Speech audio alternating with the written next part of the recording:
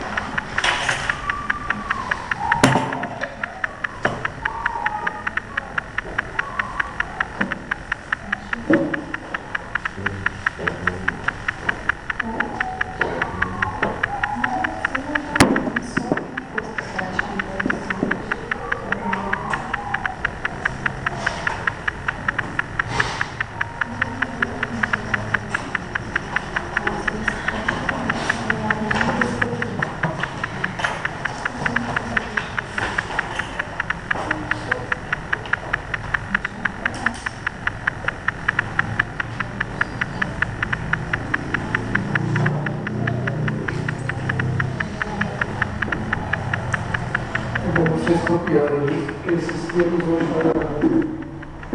nos nossos lados em todas as aulas. Tá certo?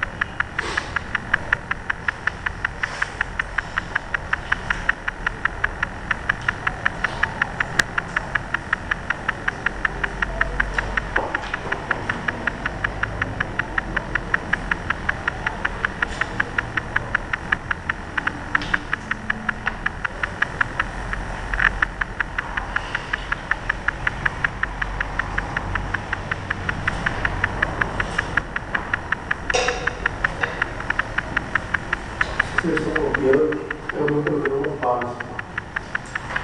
Ele resume os principais pontos e as principais escolas de pensamento escatológico.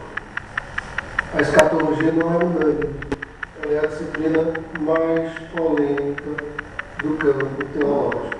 Antes que me perguntem, eu sempre costumo dizer isso, até porque eu já fui professor de escatologia, tem uma coisa que eu particularmente não gosto, é quando o professor traz uma aula de escatologia, mas não se posiciona escatologicamente.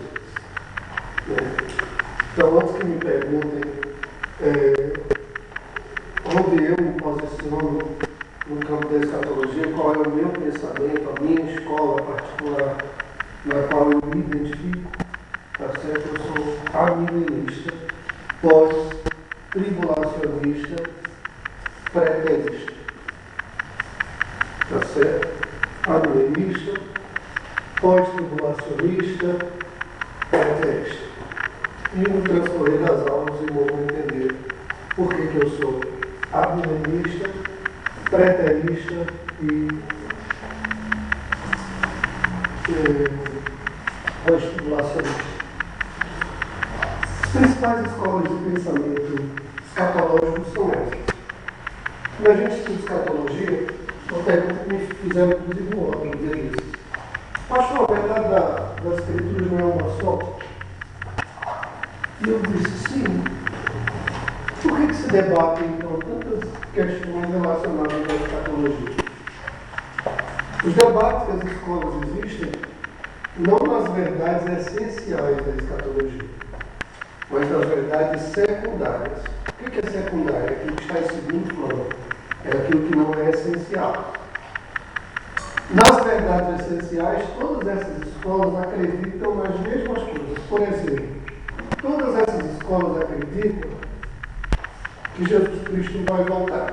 Todas elas afirmam isso categoricamente, porque a Bíblia afirma categoricamente. Então, nenhuma delas vai discutir se Jesus vai voltar ou não, por exemplo. Essa discussão não existe na escatologia. Todas afirmam que Jesus voltará. Todas essas escolas acreditam que haverá um período de grande sofrimento antes da vida de Cristo. E nenhuma dessas escolas de pensamento vai questionar esse período. Todas elas acreditam que esse período existirá. Todas essas escolas de pensamento escatológico acreditam que haverá um período em que Cristo vai reinar. Nenhuma delas discute acerca do reino de Cristo. Todas elas acreditam que Cristo vai reinar. Nenhuma dessas escolas teológicas questiona e nem debate acerca das ressurreições que vão acontecer no período escatológico. Todas elas acreditam que haverão ressurreições no período escatológico. Ressurreições de salvos, ressurreições de não salvos. Todas essas escolas de pensamento escatológico acreditam que haverá um dia de juízo final e acreditam no juízo do grande trono branco. E nenhuma delas discute acerca disso. Percebo que elas não discutem por quê? Porque esses pontos são pontos essenciais e são pontos que estão claramente descritos na Bíblia Sagrada. E a escatologia não questiona a Bíblia. A proposta da escatologia não é deixar de afirmar o que a Bíblia afirma. Mas, bispo, se a escatologia ela não deixa de afirmar o que a Bíblia afirma, por que é então que existem discussões escatológicas? As discussões escatológicas elas não giram em torno do que a Bíblia categoricamente afirma. Elas giram em torno daquilo que a Bíblia não deixa claro e não afirma. Geralmente, a maioria das discussões escatológicas gira em torno do fator cronológico, do fator tempo. Por exemplo, todas acreditam que Jesus virá. Isso é um exemplo hipotético que eu estou dando. Só que elas vão discutir no momento que a Bíblia não diz. Então, uma vai dizer, eu acho que ele vai vir antes da grande tribulação, por exemplo.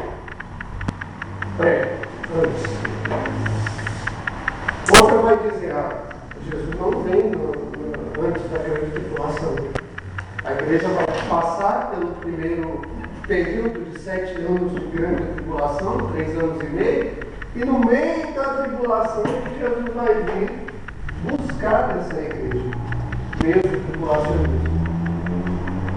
Outra escola vai dizer, a igreja vai passar sim pela grande tribulação e Jesus só vai vir depois da grande tribulação. Pós-tribulação. Por que ela diz isso? Porque a Bíblia não diz se às vezes vem antes, no meio ou depois. Isso não está claro, porque diz que ele vem. Agora, esses detalhes cronológicos não estão claros. As discussões nascem de exames que são feitos em textos bíblicos que aparentemente parecem demonstrar que ele vem antes, no meio ou depois. E é isso que a gente vai descobrir no transcorrer das nossas aulas. E aí eu vou trazer textos para mostrar onde se baseiam cada uma das escolas. Embora eu tenha a minha escola particular, eu vou fazer de tudo para ser imparcial, não vou ser tendencioso para o mileísmo, tá certo? Vou tentar mostrar para vocês no transcorrer das aulas o que pensa cada escola, onde elas se baseiam, quais são os fundamentos bíblicos, quais são os textos e como elas interpretam esses textos e por que defendem o que defendem. Isso eu vou estar tentando mostrar para vocês nas nossas noites de terça-feira, nesse programa de escatologia. Todas acreditam que vai haver um reinado de Cristo. Nenhuma delas discute acerca do reino de Cristo. Percebam que pré, mesmo e pós-tribulacionismo está relacionado diretamente ao evento. A segunda vinda de Cristo. Então, quando eu falo de pré, mesmo e pós-tribulacionismo, eu estou falando da vinda de Cristo relacionada ao período chamado Grande Tribulação. Por isso, tribulacionismo. O pré já é antes, né? Tudo que é pré é antes. Então, o pré, quem é pré-tribulacionista, vai dizer que a igreja, que Jesus Cristo só vai vir antes da segunda vinda. Por isso ele é pré-tribulacionista. Quem acredita que Jesus vem antes da grande tribulação é pré-tribulacionista. Porque acredita que ele vem antes da tribulação. Entendeu isso? Quem acredita que Jesus Cristo vai vir num período intermediário, que existe uma escola de pensamento que diz não vai ter a grande tribulação, só que Jesus Cristo vem no meio dela. Enquanto Cristo vai romper uma determinada aliança, né? E Jesus Cristo vai vir então, naquele momento para livrar a sua igreja.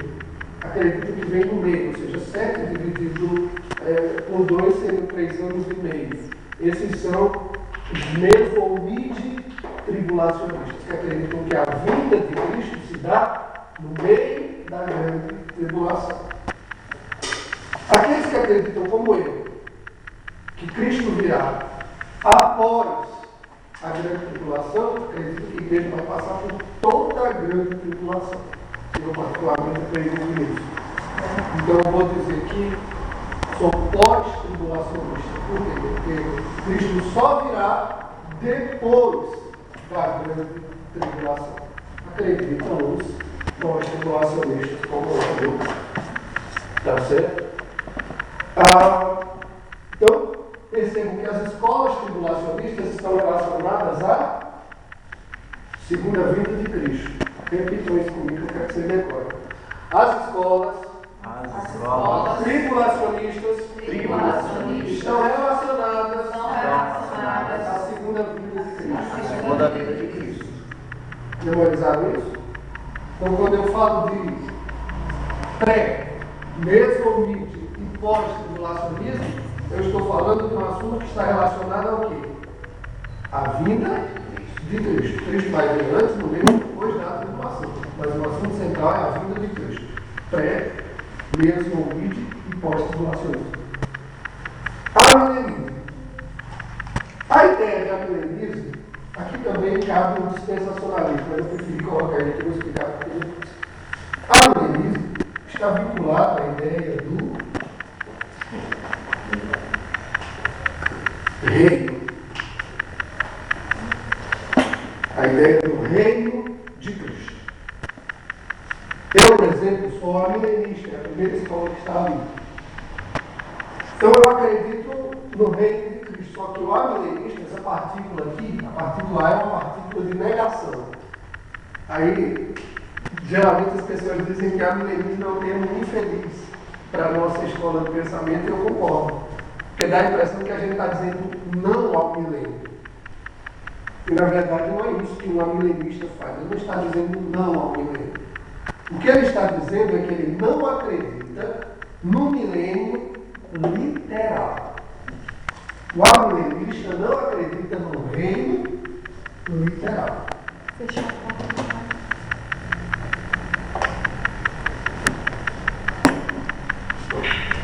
Para ele, o reino de Cristo não é um reino físico, não é um reino político, não é um reino humano. Assim acredita o amilenista. Não vai ter um período em que Cristo vai descer a terra, reinar aqui por 1000 anos, contados nos dedos, depois encerrar esse reino e levar para o mundo do céu. O amilenista determinantemente não acredita. E nas próximas aulas eu vou estar explicando o porquê de cada crença dessas escolas. Nós vamos ter aula específica para cada um desses pontos. Tá? O pré-milenista, ele vai se dividir em pelo menos 3 categorias. Eu posso apagar isso aqui? 3 categorias. Talvez a minha aula do programa não tenha tempo de me aprofundar nas 3, porque é muita coisa. Mas pelo menos fazer menção delas eu vou tanto ser justo.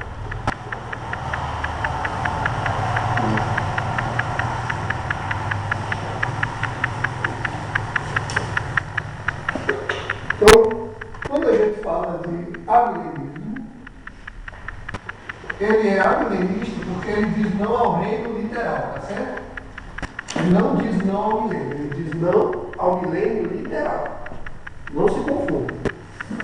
Eu, por exemplo, não acredito que haverá um reino político de Cristo aqui na Terra. As razões vocês vão descobrir na aula que eu estiver dando amilenismo. É a que eu mais vou me sentir cômodo aqui, porque é a minha posição. Eu vou procurar ser proficiente nas outras. Então, depois nós temos um pré-milenismo.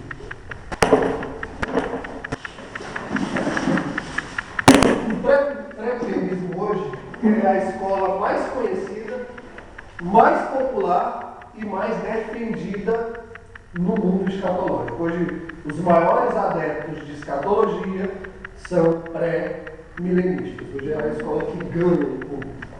Tá certo? A grande maioria do público evangélico no mundo hoje é pré-milenista. Só que os pré-milenistas discutem entre si. Existem dentro do pré-milenismo 3 divisões. Existem os pré-milenistas dispensacionalistas,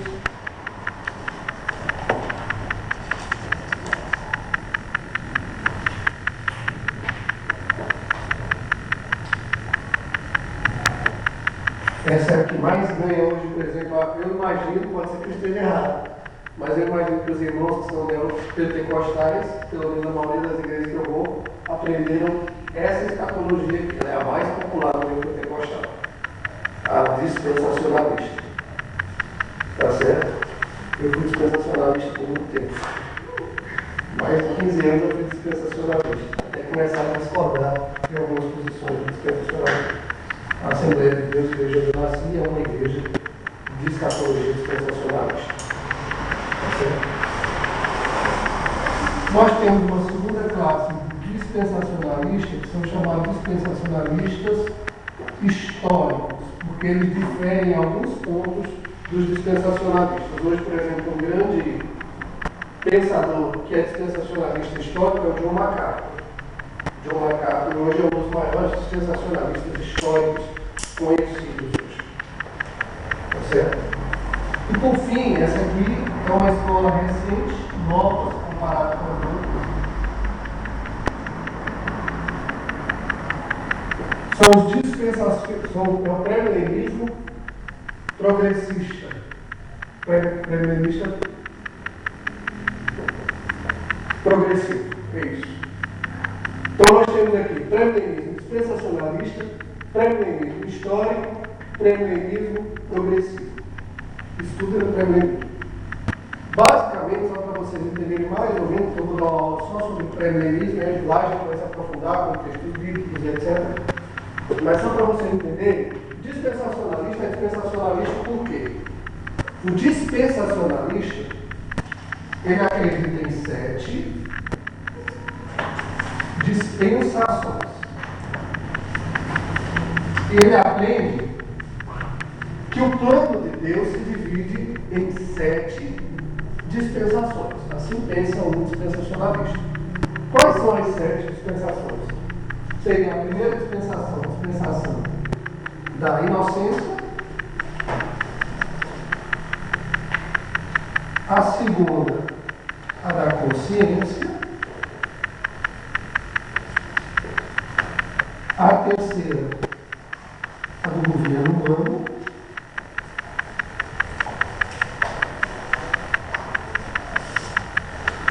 a quarta, a patriarcal,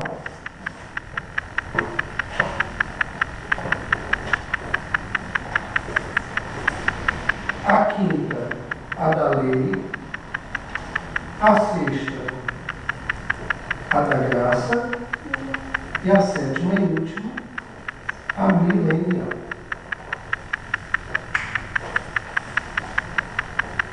Então, o dispensacionalista, ele acredita o quê? Que o plano de Deus, ele se divide por meio de dispensações. O que são as dispensações? São períodos de tempo em que a obediência dos homens é testada concernente a um propósito específico de Deus para aquela geração. Ou seja, na dispensação da inocência, nós temos ali o primeiro casal, Adão e Eva. E eles foram testados quanto à sua obediência naquele período de tempo, por uma vontade de Deus, iniciaram e finalizaram uma dispensação chamada inocência. Aí vamos dizer que depois da dispensação da inocência veio a segunda dispensação. Depois da queda, a da consciência. Por quê? Porque agora o homem passa a ter consciência de pecado, porque na dispensação da inocência o homem não tinha essa consciência. Ele passa a ter depois da queda. Então, a segunda dispensação é a dispensação da consciência. Depois vem a terceira dispensação, no momento em que o homem agora responsável passa a assumir o controle total das atividades humanas, numa tentativa de antropocentrismo, governo humano. O homem agora passa a governar. Depois vai chegar a dispensação patriarcal, que começa em Abraão, no capítulo 12 de Gênesis. Aí vai para Isaac, Jacó e por aí vai. Nós temos a quarta dispensação, a patriarcal. Depois dela vem a quinta dispensação, que seria a dispensação da lei de Moisés, ou a dispensação mosaica. Por isso ela é chamada a dispensação da lei. Né? Depois nós teremos a sexta dispensação, segundo dispensacionalistas, é aquela que nós vivemos agora, segundo eles, a dispensação da graça. E a última, que é a que vem após essa, seria a dispensação do reino de Cristo, a dispensação milenial. Então, o pré-milenista dispensacionalista ele vai fazer o seu cronograma escatológico dentro desta concepção. Por isso ele é chamado de dispensacionalista, porque ele divide o plano de Deus em 7 dispensações, ou 7 períodos de tempo em que a obediência do homem foi testada por Deus de alguma forma. Entenderam isso? Está claro? Então, o pré-milenista dispensacionalista vai, por exemplo, acreditar em quê? A grande característica do dispensacionalismo é dividir. Então, o dispensacionalista, como divide tudo em dispensações, períodos de tempo e etc., e dividir a marca central do dispensacionalismo, eles vão começar a dividir em eventos escatológicos, tipo a vinda de Cristo, por exemplo. Então, eles vão dizer o seguinte: a vinda de Cristo se divide em 2 fases ou etapas. Cristo vem, primeiro, no arrebatamento secreto, para buscar sua igreja e inaugurar um novo período aqui na Terra chamado Grande Tribulação, que vai durar 7 anos, contados nos dedos. E depois que ele inaugura esse período, algumas coisas acontecem no céu, como o tribunal de Cristo e a ceia das bodas do Cordeiro, enquanto aqui na Terra ocorre um período de grande tribulação. Depois desses 7 anos, Cristo volta de novo, só que agora a meta dele é voltar para os judeus. Então, os dispensacionalistas acreditam que Cristo vai voltar para buscar a igreja e depois vai voltar de novo para buscar Israel. Tá? Esse é o pensamento dispensacionalista. Eles fragmentam o pensamento em dispensações, fases e etapas. Geralmente, as Assembleias de Deus pensam assim, a maioria das igrejas pentecostais defendem essa escola de pensamento das duas vindas distintas de Cristo. Por que eles fazem duas vindas distintas? Porque os dispensacionalistas são rígidos na concepção que eles têm de igreja e Israel. Para um dispensacionalista, dizer que a igreja é o novo Israel de Deus, como a milenista diz, é um crime. Igreja é igreja. E Israel é Israel. Eles vão bater nessa tecla ferrenhamente. E é por isso que Jesus teve que ir duas vezes para buscar a igreja e depois para buscar Israel. Eles entendem que existem planos distintos para a igreja e para Israel. Por isso são dispensacionalistas. O pré-milenismo acredita que Jesus Cristo vem antes para a igreja, só que a vida dele se divide em duas etapas aqui.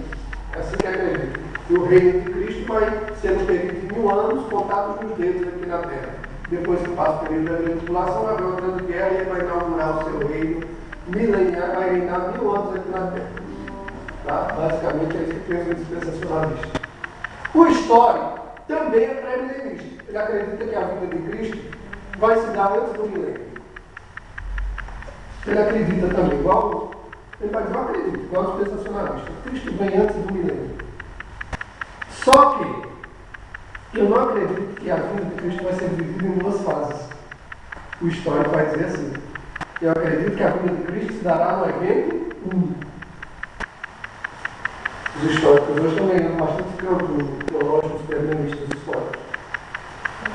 O progressivo, ele é uma melhorada do dispensacionalista. Enquanto o dispensacionalista acredita em 5 dispensações, o progressista acredita em 7, o progressista acredita em 5. Ele diminui o número de dispensações. E na vinda de Cristo, ele vai dizer, não, é um evento único. Ele não vai vir 2 vezes, uma vez para a igreja, outra vez para Israel. Não, é um evento único, mas ele vem para todo mundo no único evento. Basicamente, assim pensaria essa escola pré-milenista. Dispensacionalista acredita em 7 dispensações e divide a vida de Cristo em 2 etapas. O histórico acredita que Jesus Cristo vem antes do milênio, mas no evento único. O progressista também. Então nós teríamos aí o pré-milenista. E todos esses, concernente ao reino, acreditam em eles.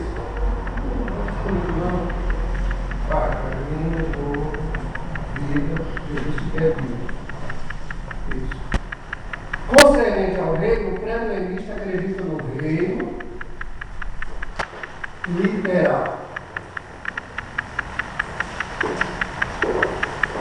O que é o reino literal?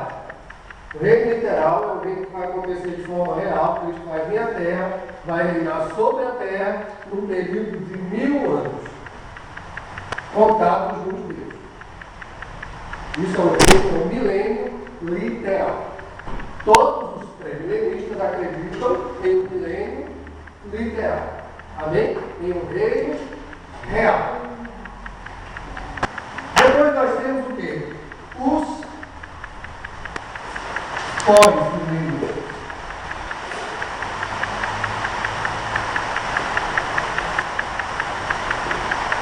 O pós-milenista ele se difere dessas duas escolas, mas ele, em alguns pontos ele é parecido com a milenista, em outros pontos ele se parece com o pré-milenista.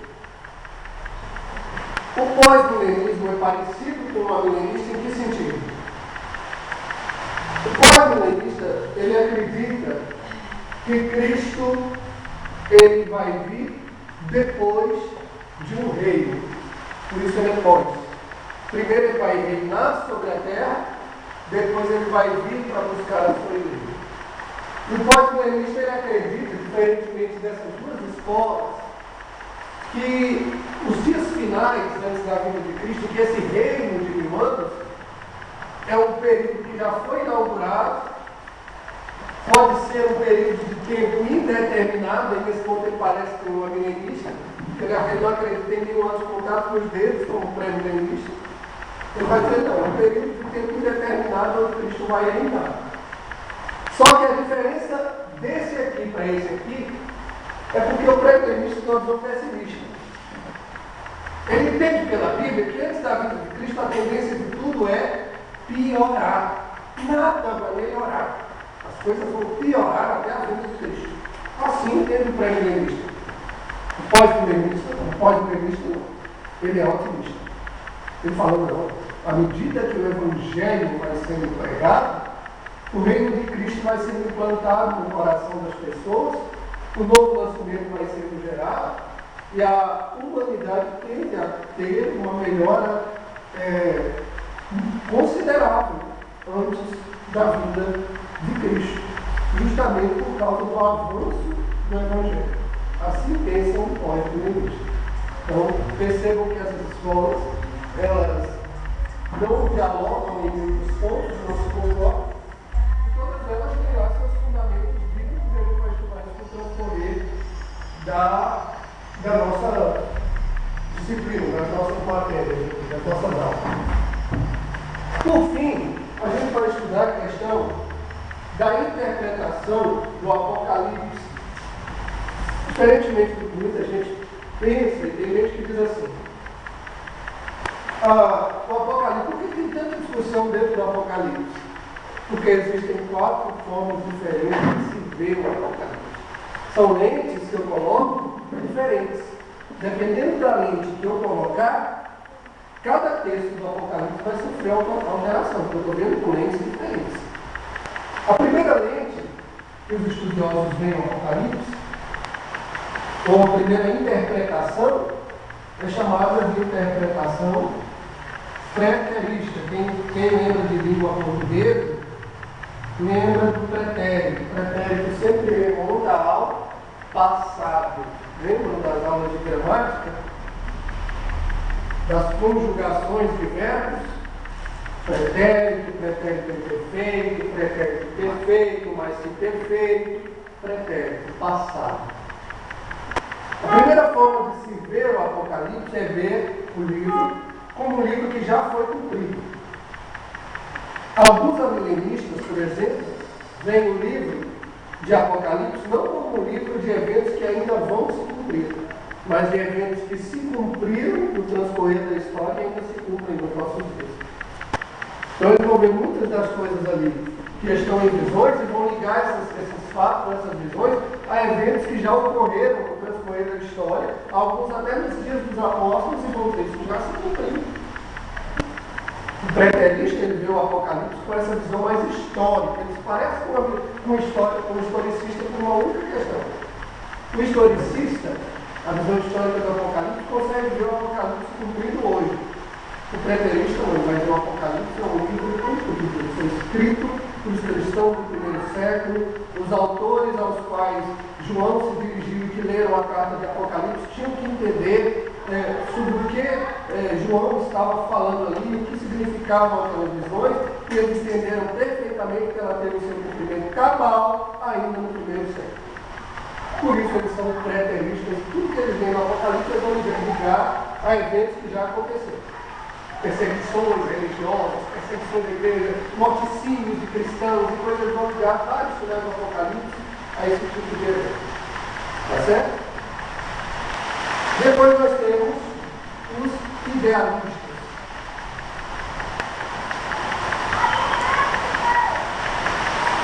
Os idealistas, eles veem o livro de Apocalipse como um livro de conceitos. Nada do que está no Apocalipse vai se cumprir literalmente. E o Apocalipse também não é um livro que tem profecia em si. Na verdade, o Apocalipse é um compêndio figurado de simulações reais. O objetivo do Apocalipse é ideológico. Você vai encontrar no Apocalipse ideologias vinculadas ao ser humano em todas as épocas, em todos os lugares. Ele sempre vai ser um livro atual, porque ele trata de assunto ideológico. Ou seja, você encontra no Apocalipse diversas ideologias. Por isso, eles tendem a interpretar o Apocalipse como um livro mitológico, como um livro lendário.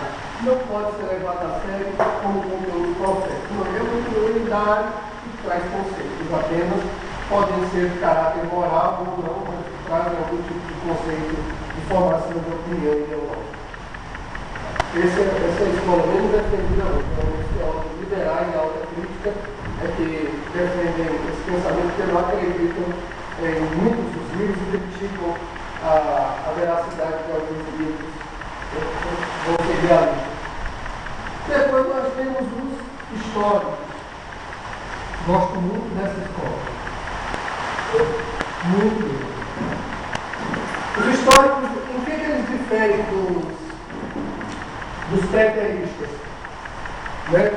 Eles diferem no sentido de que eles acreditam que parte do Apocalipse já se cumpriu, mas tem muita coisa no Apocalipse que ainda não se cumpriu. Os históricos são coerentes nesse aspecto. Eu estou dizendo, algumas partes do Apocalipse se cumpriram sim. Teve coisa que foi para o primeiro século. Então o Apocalipse fala que é um livro acerca das coisas que eram, das coisas que são e das que não deviam. Então algumas coisas não se cumpriram. Mas às vezes ainda não se cumpriram. Porque acredito que o Apocalipse se cumpre o transcorrer da história. Por isso são históricos. E por fim, nós temos a escola de interpretação futurista. Geralmente, todo premierista, na grande maioria, os irmãos provavelmente são premieristas, qualquer um desses três aqui vão ver o Apocalipse aqui. Os eventos do Apocalipse, na cabeça de um premierista, jamais são eventos passados. Sempre são eventos futuros. O Apocalipse vai acontecer. O Apocalipse vai se cumprir. O futurista vai dizer, nada no Apocalipse ainda se cumpriu. Nada. Tudo que está no Apocalipse ainda vai acontecer. Os selos ainda vão ser abertos, as trombetas ainda vão tocar, as 7 taças da ira ainda vão ser derramadas. Nada no Apocalipse se cumpriu. Tudo é para o futuro. Então, todas as visões vão ser interpretadas sob uma ótica futurista. A escatologia ela nos ajuda a pensar de forma organizada. Estão percebendo? A proposta dessa primeira aula introdutória é mostrar para vocês o quê? Que as dúvidas infindas que a gente tem em escatologia têm respostas escatológicas. Quando é que eu entendo determinadas divergências em escatologia? Quando eu consigo distinguir escolas de pensamento escatológico. Eu só preciso aprender a conhecer essas escolas e a distinguir uma de outra. Nenhuma delas é a dona da verdade. Nem o pré-milenismo é dono da verdade, nem o pós-milenismo, nem o amilenismo, nem o pré-mesmo ou pós-tribulacionismo, ou mesmo qualquer uma das 4 interpretações do Apocalipse são as donas da verdade, porque se fossem não teria um debate. Eu teria que excluir todas as outras em prol de uma verdadeira. Por que elas não são as donas da verdade? Como eu já disse para os irmãos, elas tratam de questões não essenciais, de questões secundárias, de questões que a Bíblia não deixa claro. Naquilo que a Bíblia deixa claro, elas não vão discutir. Elas vão discutir o que não está claro. É aí que elas vão se desentender. E aí, compete a escolha particular do estudante da Bíblia ver onde ele se encaixa dentro do panorama escatológico. O que eu me sinto mais cômodo a crer? O que eu acho que tem mais base bíblica? O que eu acho que tem menos base bíblica? Qual é a escola que eu acho que tem mais pontos positivos? A que tem mais pontos negativos? Esse que no transcorrer das nossas aulas a gente vai dar menos, porque não existe dono da verdade a escatologia. Aqui, quando a gente entra aqui, a gente entra no campo da teologia especulativa. Tudo é especulação. Por quê, pastor? Porque é futuro. Aquilo que Deus nos deixou claro, como é que eu posso afirmar? Alguém tem a audácia de afirmar uma coisa que a Bíblia não deixou claro? Aí tem que ter humildade para estudar a escatologia, fazer a sua escolha escatológica depois de estudar, né? E com muita humildade para dizer, eu me sinto mais cômodo aqui. Aí depois a gente vai fazer aquela construção. Diante de todas essas informações que eu dei para vocês, aí a gente faz a construção da definição. Por exemplo, agora eu vou trazer a minha definição, que eu dei de exemplo no início da aula. Eu disse que sou amilenista, pós-tribulacionista,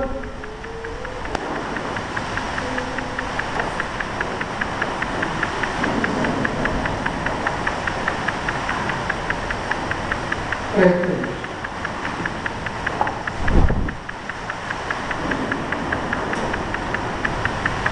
Agora eu pergunto para vocês. Se eu perguntasse para vocês aqui, vocês se arriscavam a dizer por que eu sou amilenista, pós-tribulacionista, pré-crente?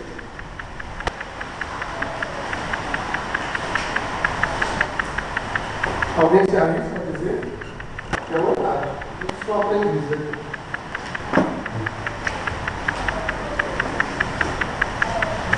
Eu sou amilenista por quê? Vamos por definição? Eu ensinei todas as definições. Por que eu sou amilenista? O que diz o amilenismo? Não acredito no reino literal. Exato. Na forma literal, né? Na forma literal, no caso. Eu acredito no reino literal. Eu acredito no reino espiritual e não físico. Acredito no Há quem reino diga que na época, no caso, os pré-milenistas como os pós-milenistas acreditam num reinado de supremo, no caso, né? Eu já ouvi dizer, até ilustrando que nessa era o reinado de Cristo aqui na Terra será o reinado que a tecnologia vai ficar coisas que nós não conseguimos nem imaginar nos dias de hoje. Coisas que nós vemos em filmes assim extraordinários, como por exemplo o telescópio, que nós não conseguimos, temos limitações de chegar em Marte aqui pra gente é uma luta, né? Nessa época teremos tecnologia para andar, por exemplo, o universo. Essa visão encantada daqui, maravilhosa que o pré-milenismo passa do milênio, por exemplo, eu não creio.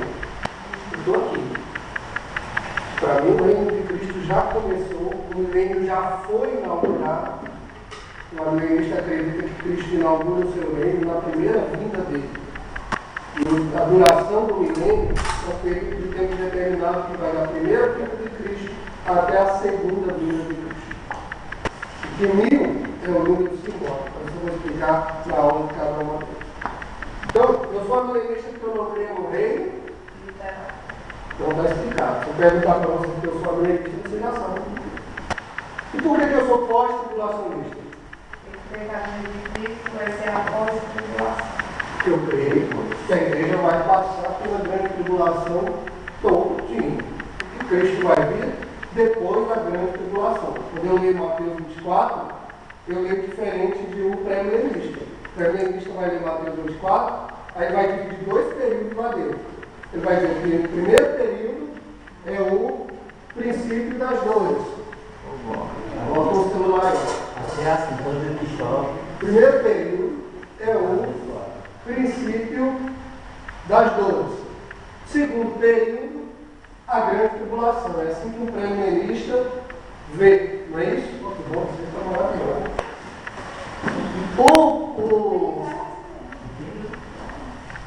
O pós-milenista, quando ele olha para Mateus 24, ele pensa o seguinte: Cristo, em Mateus 24, está descrevendo eventos que precedem a sua vinda, porque ele vai lá para a pergunta inicial: que sinais haverá da tua vinda e do fim das coisas do mundo? Ou seja, quais sinais haverão da tua vinda? O princípio das dores e grande tribulação. É assim que um pós-milenista lê Mateus 24. São eventos distintos, mas relacionados. Todos ocorrem antes da vinda de Cristo por causa da pergunta inicial que ele fez. Pós-milenista vai ver assim. Então, eu sou pós-tribulacionista porque eu acredito que todo o sermão profético de Mateus 24, a igreja está inclusa nele, está inserida nele. Eu não acredito na rígida diferença entre Israel e a igreja. Eu acredito que a igreja é constituída de judeus e gentios. Judeus e gentios se unem que formam a igreja. Eu, como milenista pós-tribulacionista, penso assim: o pragmático milenista dispensacionalista vai dizer: não. Você é a igreja, Israel é Israel, você não nasceu lá.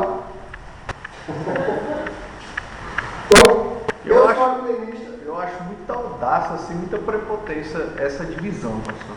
Pois é, o dispensacionalista. É muita coragem para chegar nisso aí, viu? A acepção de pessoas.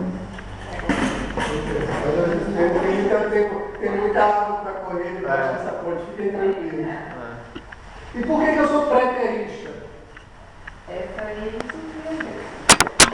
Porque eu creio que as coisas, tudo está escrito em Apocalipse já. Exatamente. Eu interpreto o Apocalipse como um livro de eventos que já se cumpriram no primeiro século e no transcorrer da história da igreja. Tá certo? Por isso eu sou preterista. Mas confesso que admiro muito a escola histórica e acho a escola histórica muito coerente também. Se eu não fosse preterista, seria um histórico, porque acho a escola histórica também bastante coerente dentro da nossa visão. Então, eu sou milenista, pós-tribulacionista, preterista. Agora eu quero conhecer vocês. Irmã Cristina, você se define como escatologia? Até o momento pós-tribulacionista e o restante eu vou definir no final das lições, da qual eu vou conhecer. Tá. Então você já se considera uma Isso pós-tribulacionista. aí você já tinha mesmo formado a minha definição. Agora as outras eu preciso conhecer um pouco mais e responder a pergunta aí. Pastor Zenilson. Já fui pré-tribulacionista por muito tempo, mas você lê com a visão pré-tribulacionista, você lê Mateus 24, te deixa muito encabulado, né? E eu hoje sou pós-tribulacionista. Já se definiu aqui ou só aqui? No preterista, na verdade, eu me encaixo no histórico, né? O histórico, você seria histórico. Histórico. Creio sim que algumas coisas se cumpriram, outras estão se cumprindo e outras há de se cumprir ainda. E aqui? Você já se definiu? Rapaz, eu já cheguei a ser, não a milenista, mas o pré-milenista, né? Até pela fantasia de toda uma história, né? E quando você está começando a estudar. Você se identifica como pré-milenista aqui? Não, hoje eu me considero amilenista também. Ah, é? Eu considero que esse reinado sim é uma coisa espiritual. Bom, eu estou claro. Eu dei uma aula. Porque a questão do pré-milenista, eu particularmente quando fiz o meu primeiro curso de escatologia, a pessoa que ministrou defendia com unhas e dentes a posição dele e ele passou isso para a aula. E foi ilustrado de uma forma que puxou a sardinha, né?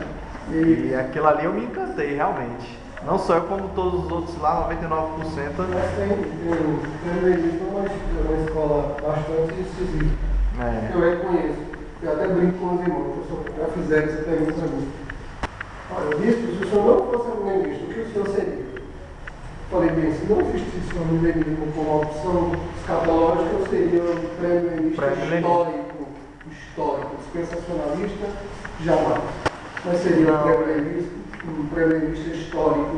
Eu acho o pré-milenista histórico bastante incisivo nos seus pressupostos e a gente vai perceber isso nas aulas. Dou maior 10 para um pré-milenista histórico. Só não seria dispensacionalista. Para mim, o dispensacionalismo é uma heresia. Eu não quero estar nesse mérito. Pelo menos a gente está batendo uma discrepância em escatologia.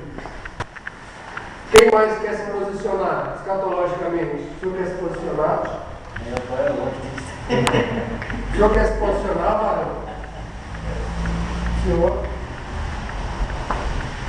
Todos da irmã Cristina, o que os senhores consideram escatologia? Na verdade não é o que era, talvez está passando a ser agora por conhecer, né, pastor? Talvez não estudou, não tinha tido esse conhecimento antes e dentro do que a gente acredita, eu me encaixo naquilo. No final cada um já vai ter uma posição mais definida, obviamente. Ou não, vai estar mais bagunçada. Mais bagunçado. A segunda opção é mais provável. Mais bagunçado. Eu até o momento, pelo que eu entendi, né? Eu me identifico no pré. Eu acredito que. Não, eu estou no. Milenista? Também. Pré-milenista, E também no. pré-tribulacionista. Também pré. Também que eu Pré-pré. acredito. Porque eu acredito que. Você é filha de pastor assembleiano da missão lá do Pará, pastor. Deve ser por isso que eu acredito nisso, né? Porque eu fui criada. Então eu acredito que Deus assim, vai ter misericórdia, vai buscar a gente. Eu acredito assim, que muita gente botar minha mão como sou aqui. Então, assim, eu acredito, né? Eu acredito. Até o momento eu acredito. Vamos ver até o final do curso. Né? Você seria uma pré-milenista, pré-tribulacionista histórica. Está certo. Pré-milenista, pré-tribulacionista histórica. Que bom que a gente tem um universo diversificado aqui. É mais encantador estudar escatologia. Alguém mais quer se posicionar? O que você seria, Mateus? O que você seria na escatologia? Também.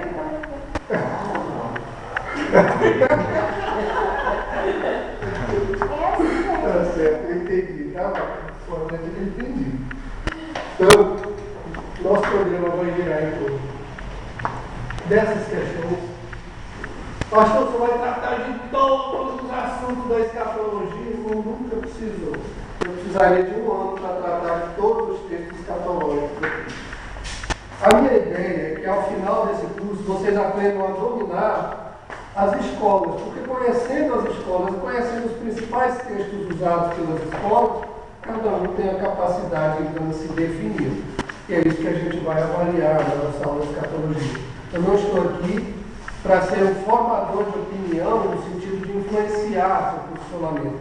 Por isso eu não vou entrar em detalhes de alguns eventos escatológicos.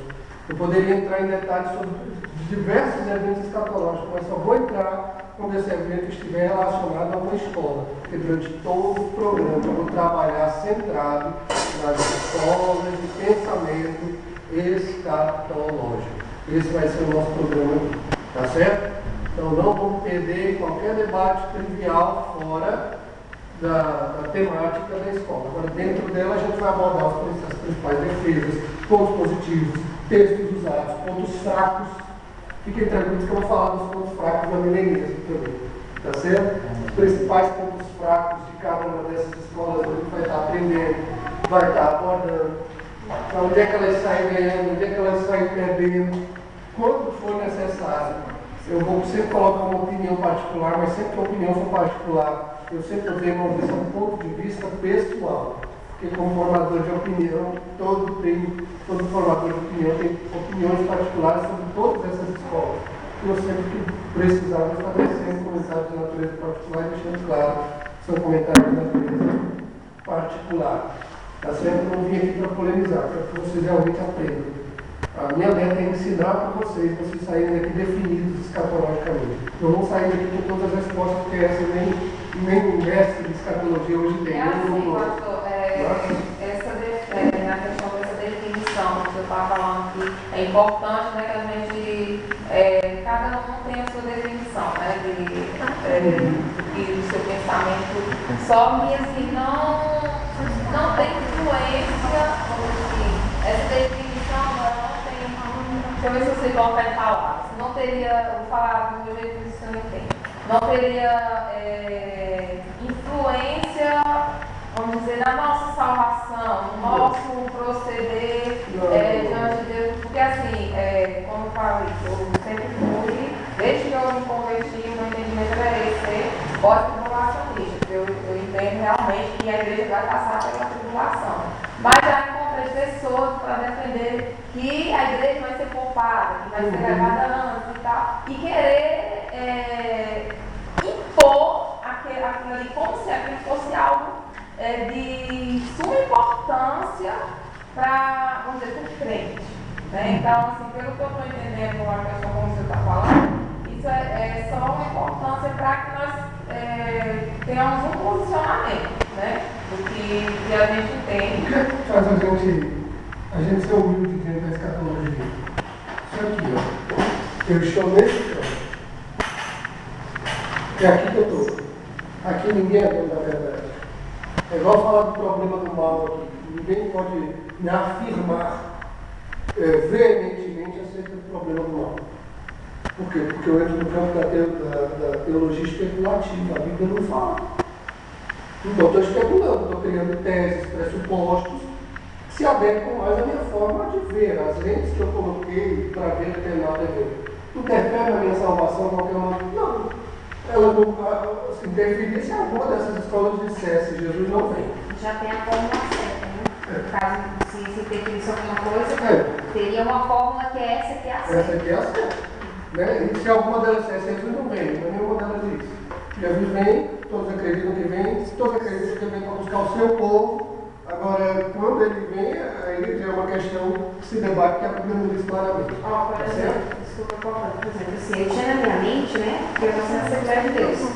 E Jesus ia voltar no 2000, né, sempre. Eu tinha isso na minha mente, então assim, que me trazia assim, pavor e um temor ao mesmo tempo. Eu sonhava, eu tinha pesadelos. Hoje eu tenho uma visão diferente, né, eu acredito sim que Jesus ele vai vir. Mas ele não pode vir só amanhã, ele pode vir em qualquer momento. Então você tem que estar preparado.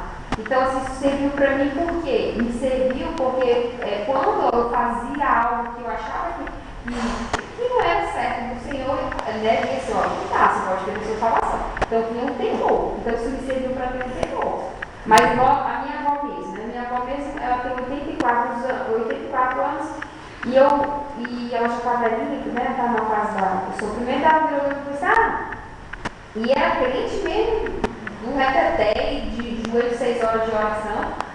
Aí ela disse assim, eu falei assim, vó, a senhora tem que liberar perdão, porque como que a senhora morrer depois, como é que é? Jesus vinha, eu falei, tipo assim, ela tinha que liberar perdão.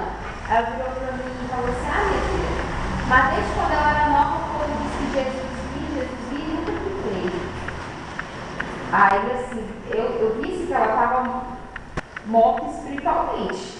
Porque a gente que é firmado, a gente sempre acredita que Jesus ele vai vir em qualquer momento e a gente tem que estar preparado. Independente de ter um curso de teologia, independente de eu saber falar bem, eu tenho que buscar também espiritualmente, eu tenho que estar preparada. Né? E tenho que estar fazendo autoanálise de mim. Será que eu estou preparada? Né? Então eu vejo assim que por ela deixar de ir buscar a Deus, de buscar conhecimento, de se entregar para a velhice e deixando Deus de lado, ela praticamente nem acredita que Jesus vem mais. Né? Está meio que desviada. Para mim, na minha mente, né? Mas a questão do amor de muitos disseram Não, eles disseram que resultado, enfim, mas esses dias não vão ser abreviados, tá? Só que eles já falam, não vão falar. Exato, outra vez também falta de conhecimento. O reverendo Augusto Nicodemos ele faz uma colocação muito legal. Ele diz que quando Jesus Cristo voltar, está reunido lá a milenista, um pré-milenista, um pós-milenista, e ambos vão dizer um para o outro. Eu não te disse que ia ser assim? Todos vão ter razão. Agora a minha oração só é assim, Senhor, não deixa me trabalha, quebra, desquebra, para novo, não deixa eu ficar aqui não. A tribulação, eu penso assim, o pior, né? Perder a salvação por causa de perceber. A minha preocupação é essa. A grande questão da escatologia, a dica que eu sempre dou, eu particularmente, essa é uma questão que eu tento ser bastante cuidadoso. Por quê? Eu estou falando do futuro. É muito mais fácil a gente tratar de questões relacionadas ao passado do que ao futuro. Por quê? Porque quando eu trato de questões relacionadas ao futuro, eu preciso ter um texto muito específico para poder afirmar alguma coisa exclusivamente. Se não existem conjunto de textos específicos que me deem condição de afirmar taxativamente alguma coisa, eu tenho que recorrer a testes. E as testes surgiram, por isso surgiram as escolas de pensamento escatológico. Eu quero encerrar algo dizendo que a escatologia ela se difere em duas grandes áreas, tá certo? Duas grandes áreas da escatologia. A primeira é chamada de escatologia inaugurada.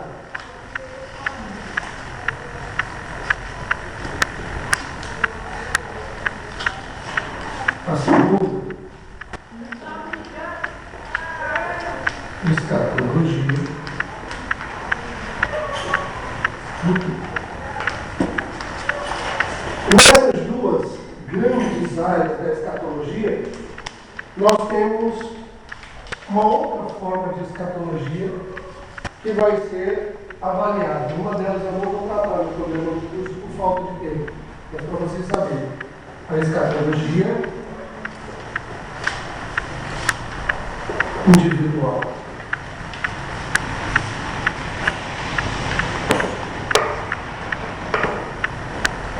Eu vou tratar da escatologia coletiva sempre. O que trataria de escatologia individual? A escatologia individual ela vai tratar de problemas relacionados ao indivíduo propriamente dito. Por exemplo, o que a escatologia diz sobre o problema da morte? Do estado intermediário dos mortos. Aí existem vários pressupostos defendidos na escatologia acerca do estado intermediário dos mortos. O que acontece? Para onde eles vão, dormem, ficam acordados, enfim. Isso é escatologia individual. Tá certo? E dentro de tantas outras situações relacionadas ao indivíduo.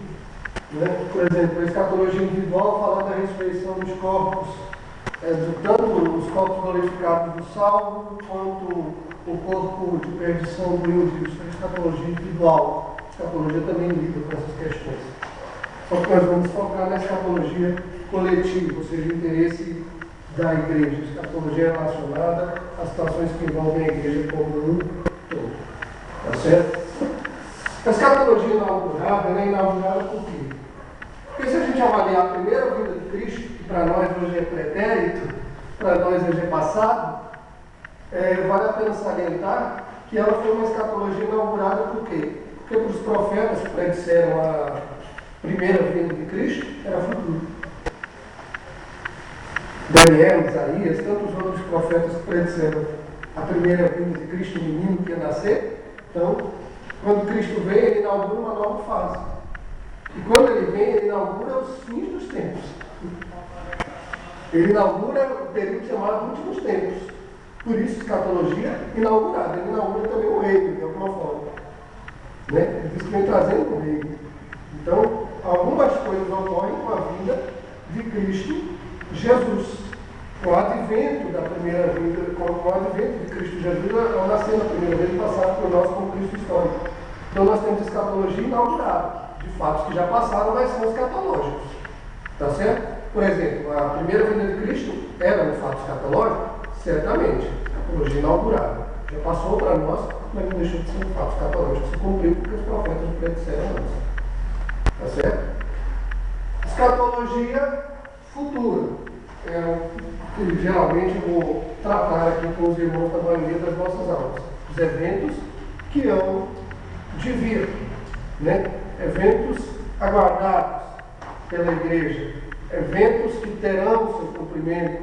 Né? Então a gente vai tratar de alguns deles e tentar encaixar alguns desses eventos futuros dentro sempre de uma escola de pensamento. Eu jamais vou tratar de qualquer pensamento escatológico fora da escola. Por quê? Porque eu preciso que você aprenda o que a escola de pensamento escatológico diz. Eu poderia trazer uma aula de escatologia, esquecer as escolas de pensamento escatológico e tratar aqui vários assuntos como as 70 semanas de Daniel. Eu poderia trazer com abordagem sobre o milênio literal ou não, e a gente tratar de assuntos como esse fora de qualquer escola de pensamento. Só que eu seria tendencioso, porque eu não tenho como trabalhar 3 visões de um texto bíblico ao mesmo tempo.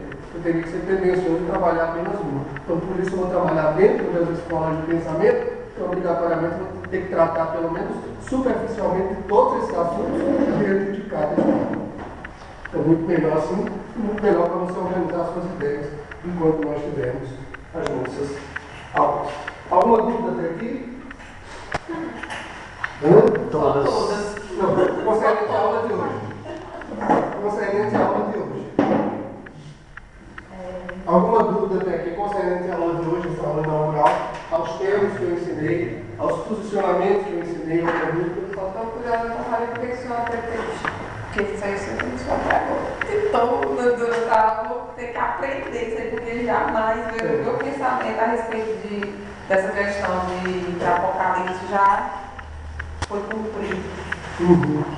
Você não vai entender. Curiosa para saber. Isso. Quando eu vou falar sobre arminianismo, eu vou estar explicando acerca dos arminianistas preteristas, acerca dos arminianistas compreensivistas e acerca dos arminianistas futuristas. Você não vai entender porque eu sou arminianista preterista. Nessa aula de arminianismo, quando eu der, essas suas dúvidas vão ser verificadas, mas esse é um funcionamento em que eu me sinto cômodo, mas não é a verdade absoluta. Pode perguntar. Você botou escalogia. Escatologia, é verdade. Certinho. Escatologia, que bom. Ai, foi uma treta, meu filho. Só ela percebeu. Que vergonha. Obrigado, minha companheira. Não tem como a gente perceber. Ela é minha companheira. Eu aprendi no meu curso de letras que o dicionário não é o pai dos burros, é o pai dos sábios. Burro é quem não vai para o dicionário e quem não aceita a correção. Gente, eu não sei se o pastor já passou os detalhes do curso, ele vai passar para vocês os demais detalhes. Semana que vem eu pretendo fazer as apostilas desse curso dos índios. Só agradecer, né, meu irmão? A gente aprende numa aula, um ensino, mais uma vez, privilegiado de poder aprender. Isso está difícil aí. Nós somos muitos, nascem, aceitam Jesus aí nas igrejas, passam a vida todinha, às vezes morrem, sabendo que isso representa e o que isso quer dizer, né? Salve pela misericórdia do Senhor mesmo, graças a Deus. Eu vou trazer livros para vocês na minha aula. Eu ia pedir para o pastor fazer uma recomendação do livro, né? Para a gente acompanhar durante esse tempo aí, essas 10 aulas de psicologia, não sei, pelo menos um, porque a recomendação você pode passar no livro. Eu trouxe o último que eu tenho lá, o último de psicologia do chefe, tá? Muitas coisas que eu vou usar na minha apostila e nas minhas aulas, baseado no pensamento do seu chefe, ele trabalha a escatologia do Novo Testamento. Então consegue aí para a gente comprar? Consigo. Isso aqui é comprado para ele. Pois é, o pastor está com a livraria virtual, né? Aí é bom, eu já vou querer. Tem outros livros lá que eu vou estar postando. O pastor disse que a gente tem que ter humildade para poder estudar a escatologia, porque não existe uma verdade defendida em uma das escolas. Eu sempre, independente, eu sempre termino alguma coisa que se fala de escatologia citando, principalmente em Mateus 24, 25 também, só lá, mas dois tem 4 vezes dizendo que o dia e hora não tem como saber, só diz para a gente estar percebido, né? O ladrão soubesse a hora que viria e o fracasso soubesse a hora que viria, guardaria, né? Então, na verdade, a gente estuda. Isso tudo é uma teoria colocada em vários pontos, porque existem várias visões embasadas biblicamente, cada um entende do jeito. Então, depois que a gente pega essa forma aí, a gente vai se embasa em uma delas, né? Vão ser 10 aulas, né? Com o pastor, hoje é a primeira, graças a Deus, só tenho a agradecer, né? E comentem no grupo, né? A gente agora está gravando as aulas. Vamos gravar, vamos colocar no YouTube, divulgar no Facebook, colocar uns trechinhos no WhatsApp, né? E sempre comentar com os nossos irmãos da igreja, porque a gente que gosta de estudar as coisas de Deus, meu irmão, a gente tinha até hora que olha assim, puxa, mas eu gostaria tanto que os irmãos também estudassem, né? Todo mundo aprender a falar a mesma língua, tirar certas bobagens que existem no meio dos crentes. Às vezes simples estudos resolver. Vamos orar? Agradecer. Quinta-feira estamos aqui para o nosso 11º dia da campanha de Daniel, né? Hoje cada exaltado ao nome do Senhor. Pai amado e querido, nós te glorificamos, nós te agradecemos, papai, por esse dia de aprendizado, papai. Hoje nós, papai, saímos daqui, Senhor, convictos, papai, uma vez mais, pela verdade plena, papai, há de vir, meu Deus, papai. Agradeço pela vida de cada um, Senhor, Peço que a tua misericórdia, a tua bênção venha nos alcançar, Pai, e os demais que estão ligados a essa igreja. Nos leva para cá a segurança, nos livrando e guardando de todo mal, Senhor. Nos dá a semana abençoada na tua presença, Papai. Peço ao Senhor bênção, Papai, recalcada, sacudida e transbordante, Papai, na vida do bispo Atos, Papai, que se dispôs tão longe, Papai, para poder ministrar o show, permitir que ele aprendesse de conhecimento. Peço a Ti que abençoe esse curso, Papai, ao longo desse período, que nós possamos absorver o máximo possível, Senhor, em nome de Jesus. Amém? Amém. Tá bom, grande amor de Deus, a graça do nosso Senhor Jesus Cristo, a comunhão e a consolação do Espírito Santo seja com todos. Todos digam amém. E a vitória é nossa. E a vitória é nossa. E a vitória é nossa.